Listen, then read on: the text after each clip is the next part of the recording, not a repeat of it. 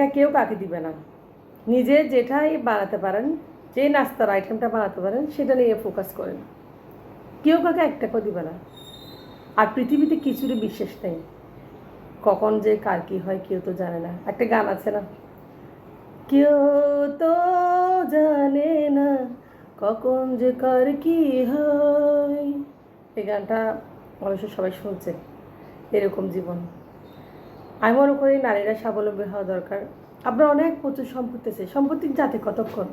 1 minute লাগবে না, কিছু মনে করবেন না।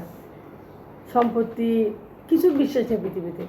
স্বাবলম্বী হন, নিজেকে উদ্যোগী করে তুলুন। যদিও পড়াশোনা করে ঘরে বসে আছেন, তবে কিছু করার চেষ্টা করেন। বিজনেস আইডিয়া আছে, ইউটিউবে হাজার হাজার বিজনেস আইডিয়া আছে, বিজনেস শুরু করে দেন। ইনশাল্লাহ প্রথমে যদি কষ্ট হয়, পরবর্তী সুখের মুখ দেখবেন। তো আজকে ব্লগটা শুরু করতে যাচ্ছি, আপনার সাথে থাকবেন। আশা করি সবাই ভালো আছেন। তো আমার আসলে চ্যানেলটা খোলা হয়েছিল ব্লগের জন্য। তো ব্লগের পাশাপাশি আপনাদেরকে আমি যে বিজনেসগুলো করি ওই বিজনেসের বিষয়ে আপনাদেরকে আমি আইডিয়া দিতে চাচ্ছি। তো সকালবেলা নাস্তা করতেছি। তো আমার কথাগুলো যদি ভালো লাগে আপনাদের, অবশ্যই যদি ভালো লাগে ভিডিওতে একটা লাইক করে দিবেন, আর চ্যানেলটা সাবস্ক্রাইব করে অবশ্যই আমার পাশে থাকবেন পরবর্তী আরেকটা নতুন ভিডিও দেখার জন্য। তো অনেক আপু অনেকভাবে আমাকে প্রশ্ন করেছে যে আপু কীভাবে বিজনেসটা শুরু করবেন। প্রথমে আমি আপনাদেরকে মানে কীভাবে বিজনেস শুরু করবো এই বিষয়ে একটা কথা বলি, কারণ এখনও প্রশ্নের শেষ হচ্ছে না। আমাকে অনেকে কোয়েশ্চেন করতেছে, ভিডিওর নিচে কমেন্ট করতেছে আপুরা কীভাবে বিজনেসটা শুরু করবেন। তো আপুদেরকে বলতেছি কীভাবে বিজনেসটা শুরু করব, তার একটু নাস্তা খেয়ে নিই।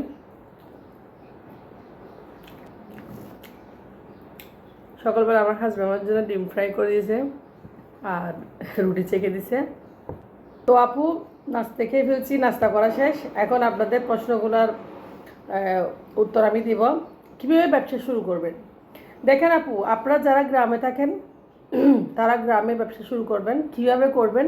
গ্রামে অবশ্যই প্রত্যেকটা গ্রামে অবশ্যই কিছুটা মফস্বল শহরের মতো থাকে, মানে সিটি এলাকার মতো থাকে। ওইখানে গিয়ে আপনারা অর্ডারটা নেবেন। আপনাদেরকে বারবার বলছি, ওখানে গিয়ে আপনারা আপনাদের স্যাম্পলটা ওদের কাছে আপনি স্যাম্পল নিয়ে যাবেন, এমনি খালি হাতে যাবেন না। স্যাম্পল নিয়ে যাবেন, বানায় কিছু নাস্তা আপনি যেটা পারেন, রুটি, পরোটা, ফ্রোজেন যত ধরনের আইটেম আছে, চিকেন নাগেটস, চিকেন বল, তারপর হচ্ছে আপনার এই যেগুলো হচ্ছে আপনার ওই সসেস, সবাই তো জানেন সসেস, তো সবাই চেনেন। আলহামদুলিল্লাহ আমি সসেসটা আমি দিচ্ছি, আপনাদের সাথে শেয়ার করব। একটা রেস্টুরেন্টে শুরু করছি। তো সসেসটা অবশ্যই সবাই জানেন, মোটামুটি সবাই খান সসেস।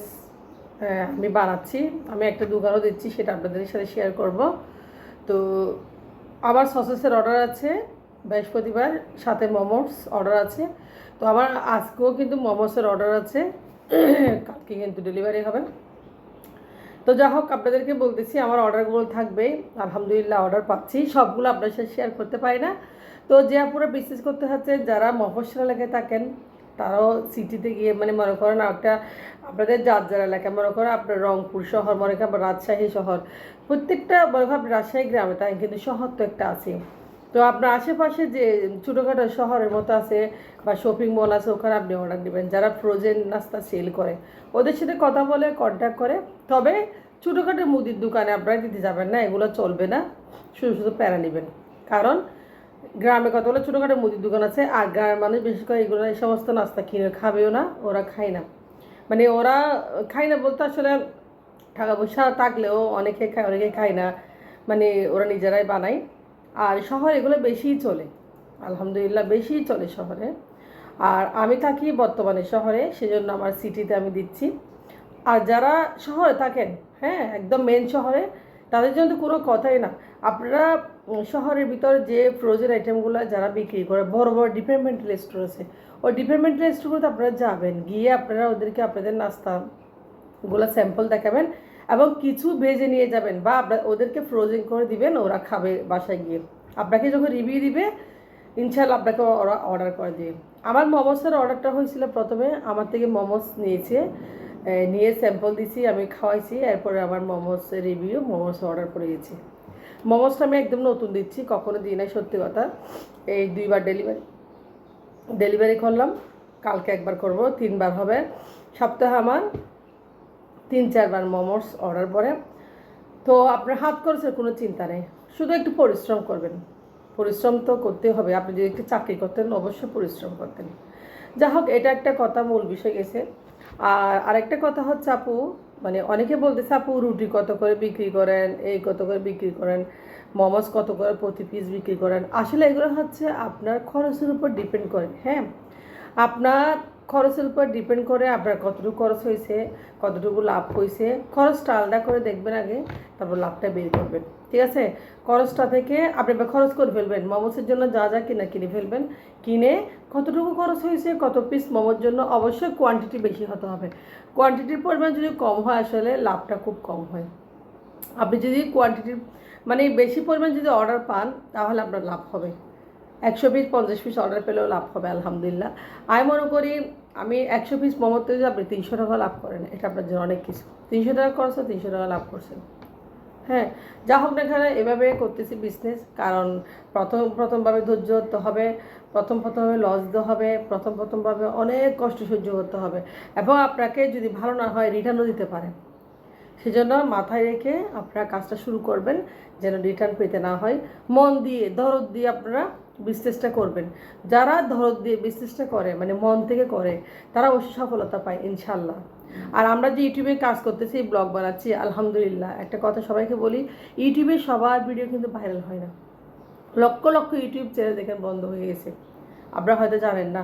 কারণ ইউটিউবের এই মানে অনেক ক্রাইটেরিয়া ফিল আপ করার পরও ওরা আমাদের রিকমেন্ডেশন যদি ভালো করে না দেয়, আমাদের ভালো ভিডিওতে কোয়ালিটিফুল না হয়, কখনো আমাদের ভিডিও ভাইরাল হবে না। তো আমি এমনি আপনাদেরকে, আমি আসলে ইউটিউব চ্যানেল খুলেছি ইনকাম করব এই উদ্দেশ্যে, মোটামুটি জানতেছি। আমি সামনে আমি বার কাউন্সিলে পরীক্ষা দেব, সবাই দোয়া করবেন। সেইটাও আছে মনে মনে, যদি কপালে থাকে। সব কিছু কিন্তু আশা নিয়ে মানে করবেন না, আশা করবেন না কোনো কিছু। ঠিক আছে, তো আপনি এভাবে ব্যবসাটা শুরু করতে পারেন। আর রুটি, ফ্রোজেন রুটি আপনারা 1 কেজি আটাতে কয়টা রুটি হবে? 1 কেজি আটাতে হয়তো বা 25টা রুটি হবে, তাহলে সেই হিসেবে আপনারা লাভটা পাবেন।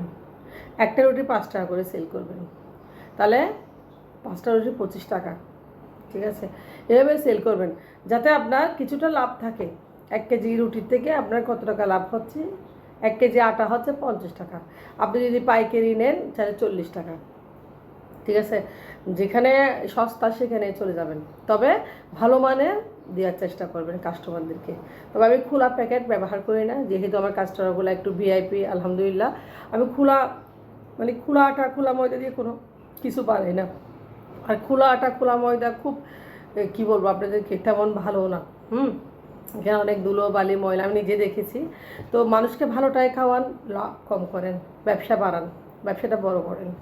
অনেকে বলতেছে আপু এই নাস্তাগুলো, ফ্রোজেন নাস্তাগুলো কি ডিপে রাখবো নাকি নর্মালে রাখবো?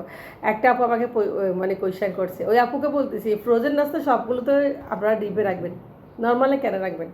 নর্মালে রাখবেন না, সব নাস্তায় আপনারা ডিপে রাখবেন। ঠিক আছে, তো যা হোক, এগুলো হচ্ছে কোয়েশ্চেন। আর একটা আর মানে অনেক আপু বলতেছে আপু বিজনেস করার সাহস পাচ্ছি না।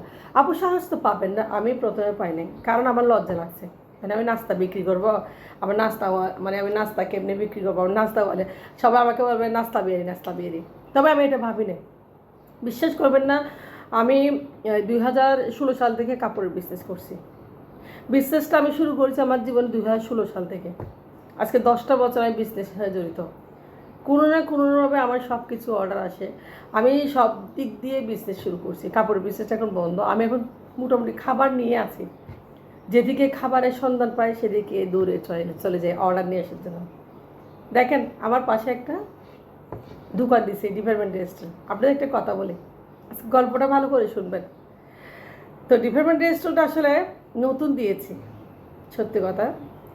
তো উনি মোমোসও কি চিনে? আলহামদুলিল্লাহ, মোমোস কি ওরা চিনে না, কিন্তু অনেক সুন্দর। তবে আমি ওই ভাইয়াকে মানে মোমোস খাওয়াইছি। খাওয়ানোর পরে ওই দোকানে অনেকগুলো মোমোস অর্ডার করবো নি, এবং ফ্রোজেন মোমোস, কারণ মানে এই এলাকা কিন্তু চলবে। তবে একটা স্টিকারও লাগিয়ে দিয়েছি, সেটা একটা মজার বিষয়। আপনাকে খুঁজে খুঁজে বিজনেস ধরতে হবে, বিজনেস আপনার কাছে আসবে না, আপনি খুঁজবেন। আপনি একদিন খুঁজবেন, একদিন আপনাকে বিজনেস খুঁজবে। আপনি নিজেকে ব্র্যান্ডিং করেন, মানে নাস্তার আইটেম নিয়ে ব্র্যান্ডিং করেন। বিশ্বাস করবেন না, আপনি যে আবাসিকে থাকেন বা যে এলাকায় থাকেন সেখানে নিজেকে ব্র্যান্ডিং করেন। আপনি কিছুটা পরিমাণ ধৈর্য ধরেন, 3 মাস পর্যন্ত আপনি ননস্টপ অর্ডারটা নিজে নেন, পরবর্তী আপনার নাম্বার সবাই খুঁজবে। এটা সত্যি কথা। তো আপনারা চেষ্টা করেন বিজনেসটা শুরু করার জন্য, সাহস করেন আপু, একটা হোক কেউ কাকে দিবেন না। আর কোনো লজ্জা নেই, লজ্জা করলে তো কিছু করতে পারবেন না। লজ্জা করলে কেউ পেটে ভাত না থাকলে মানুষ অনেক কিছু বলবে, বলবে আপু আপনি এগুলো কেন করতেছেন আপু। কারণ যাদের পেটে ভাত আছে তারা বিজনেস কি চিনে না।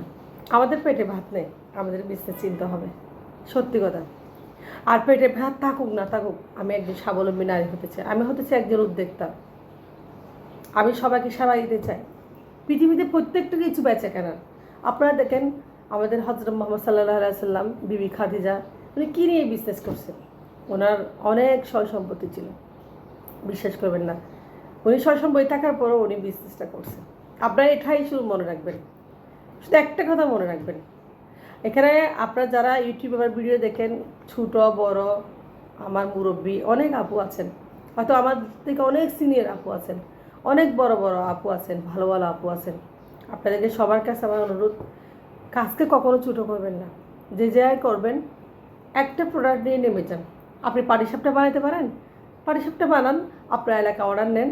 যে 5টা 6টা দোকান বা আপনি পাটিসাপটা অর্ডার নিয়ে ফেলেন, রেগুলার বেস, আপনি নিজেও বেস থাকবেন, আপনার ট্রাকও আসবে। আর আপনার পিছু পিছু যারা সমালোচনা করছে ওরা ওদের মধ্যে থাকবে, কারণ কিছু মানুষ এই জীবনে সমালোচনা করার জন্য আসছে।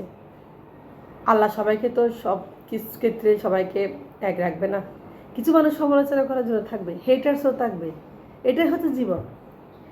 তো আপনার আত্মীয়স্বজন বলবে আপনি এটা কেন করতেছেন, আপনি কোনো জবাব দিবেন না, কাউকে কফিট দিবেন না। নিজের কাজ নিজে শুরু করুন। যদিও ভালো একটা হাজব্যান্ড চাকরি করে, যদিও ভালো বেতনের বা আমি বিজনেস করে, কিছুর বিশেষ নেই। তাই প্রত্যেকটা মেয়েদের স্বাবলম্বী হওয়া দরকার। প্রত্যেকটা মেয়েদের নিজে উদ্যোক্তা হিসেবে মানে নিজে কিছু করার দরকার। আমাদের বাংলাদেশে প্রায় মেয়েরা আসলে জব করে না, পড়াশোনা করছে, পারে না আসলে। হয়তো বা বড় লোক শ্বশুর বাড়ি পাইছে, করতে পারে না, হয়তো বা কারো ছেলে মেয়ে মানুষ করতে পারে না, এই আর কি, এই প্রবলেম। অথচ অজুহাত সব কিছু, অজুহাত, আসলে সত্যি অজুহাত। তো যা হোক, আপনাদেরকে অনেক কিছু বললাম, আপনারা আলহামদুলিল্লাহ পারবেন ইনশাল্লাহ। সবাই আমার জন্য দোয়া করবেন, আমি যেন আমার অর্ডারগুলো কমপ্লিট করতে পারি। তো আপুরা, আমি বিজনেস করে মোটামুটি আপনাদেরকে কি বলবো, কত টাকা ইনকাম করি বলবো, যা আসে আমার হাত খরচ হয়ে আমি কিছুটা টাকা সঞ্চয় করব। তবে এখন সংসারে কিছুটা আমার হাজব্যান্ডকে হেল্প করতেছি বর্তমানে। পরবর্তী যদি আমি আমার হাজব্যান্ড একটু সচ্ছল হয়ে যায়, তাহলে আমি আমার টাকাটা আমি সঞ্চয় করতে পারবো।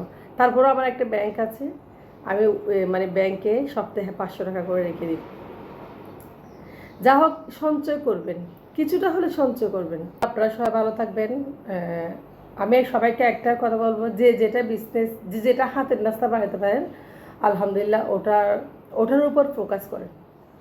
ওটা কোথায় চলতেছে, কোন এলাকায় চলতেছে, কীভাবে আপনি ওটা ডেলিভারি দিবেন, কীভাবে প্রসেস করে আপনি বানাবেন, সব কিছু ভেবে চিন্তে আপনারা কাজ শুরু করে দেন। তো আজকের ভিডিও আর বড় করবো না আপু, আপনারা যদি সব প্রশ্ন করতেছেন, আমি আপনাদের অনেক ছোটো, হয়তোবা মানে ছোটো, গুণে ছোটো, সবাই আমাকে ক্ষমা দৃষ্টিতে দেখবেন কিছু ভুল হলে। তো ভালো থাকবেন আপনারা। আজকের ভিডিও একটু পর্যন্ত, আল্লাহ হাফেজ, আসসালামু আলাইকুম।